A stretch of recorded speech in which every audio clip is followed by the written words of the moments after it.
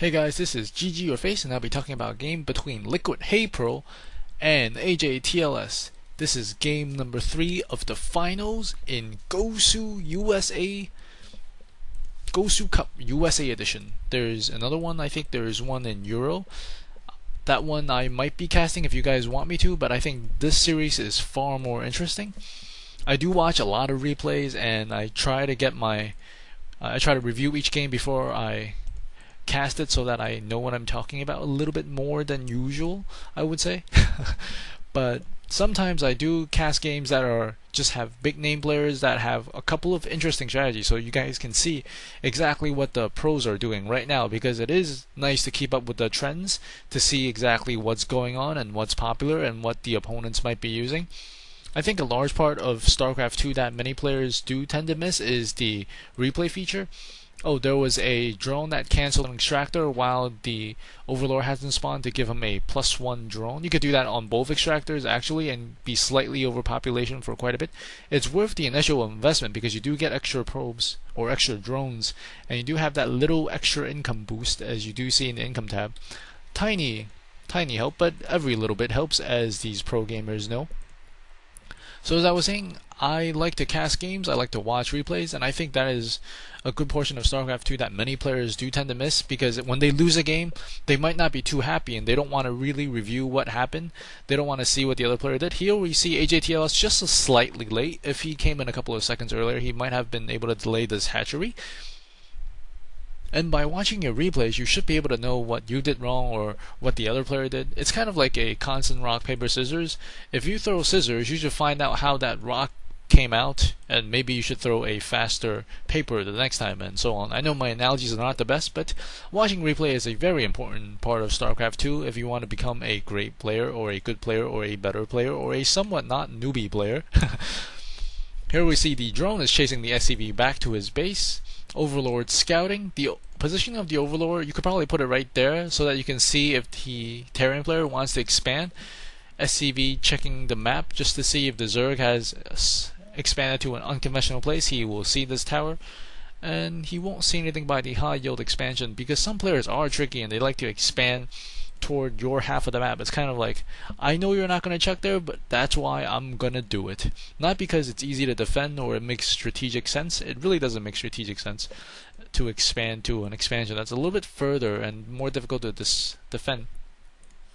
Here we see one spine crawler going down. That's not a great position, but he has to wait for the creep to spread, but he really wants to get it down. And here we see one SCV. It's early to get rid of this bunker. Well, not the bunker itself, but the SCV. You want to get some troops and destroy the SCV, because if this bunker goes up, it could be trouble, as the Terran can repair the bunker with the SCV. And we will see the SCV. The SCV went down and the bunker is incomplete. Almost got to finish.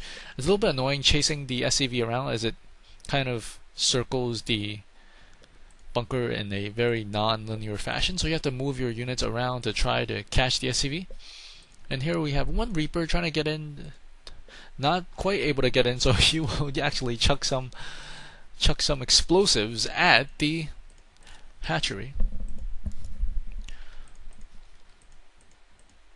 Ooh, another thing about the bunker I'll mention in a brief moment when that bunker goes up is you can actually tell if there are units on. There's a light inside the bunker and you can see, and if that light is on, that means something's inside. If that light is not on, that means nothing's inside.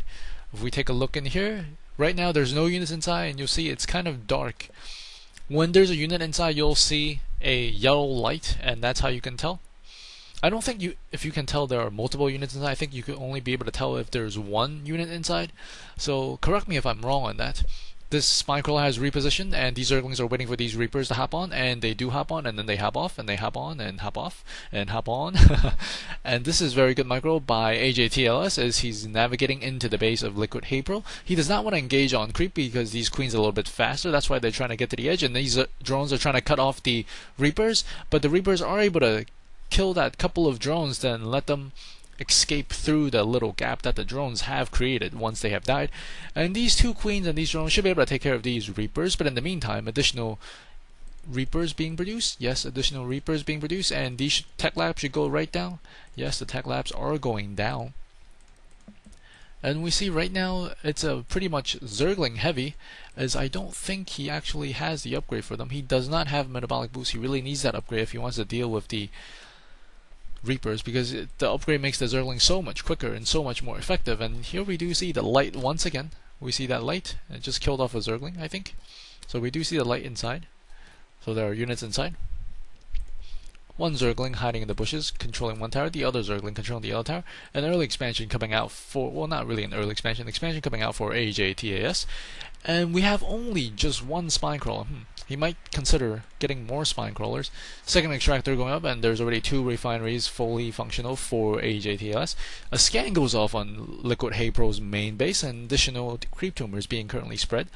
Ooh, and we see an unconventional expansion at the goal position for ajtls, and we do see a couple of Reapers coming across, but this one Zergling will be able to scout it and know that it's coming.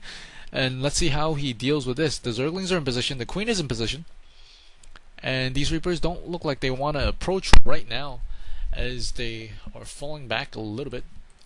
He doesn't know about that expansion just yet, as he does not see it on the map. I don't think that has come into a huge factor right now, because the incomes are relatively the same, because this expansion has not come up. And if we notice right now, the light is off, there's nobody home. The light is off and nobody's home. So you can actually see the bunkers.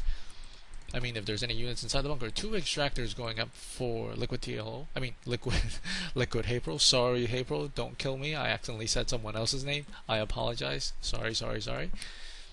And we do see one Zergling charging across the map to see if there's any more Reapers coming. And wow, this is very good game sense. Every single Zergling seems to be able to catch something that's coming. That gives an extra valuable seconds for LiquidHayprO to organize.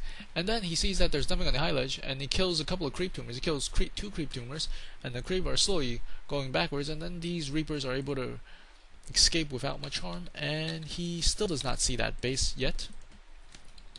Incomes for both players relatively the same, as this base has not been mining at all. And then we see a push with SCVs. Another Zergling comes across and does see this. Another push is coming.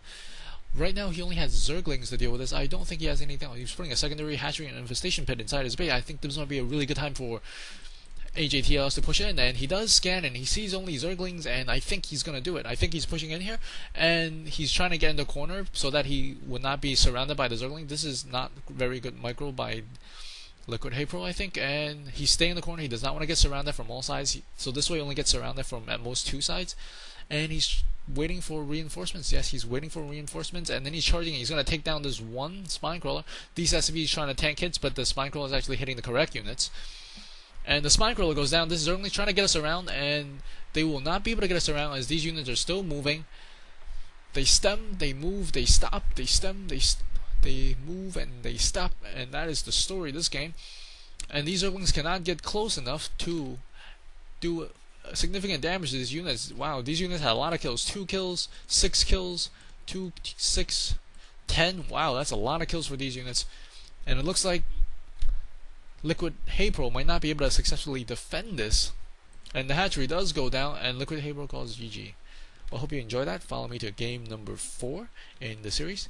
And if you like what you're hearing, please subscribe. Thank you. See you later.